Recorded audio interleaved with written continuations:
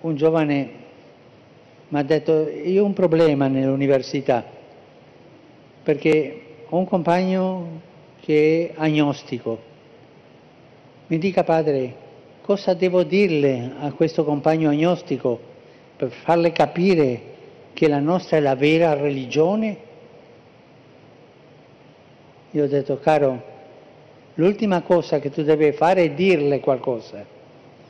Incomincia a vivere come cristiano e sarà lui a domandarti perché vivi così.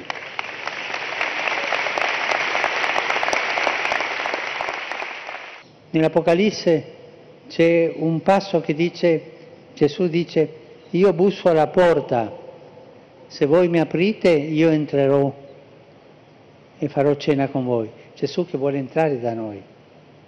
Ma io penso tante volte a Gesù che bussa alla porta, ma da dentro, perché lo lasciamo uscire. Perché noi tante volte senza testimonianza lo teniamo prigioniero delle nostre formalità, delle nostre chiusure, del nostro egoismo, del nostro modo di vivere clericale.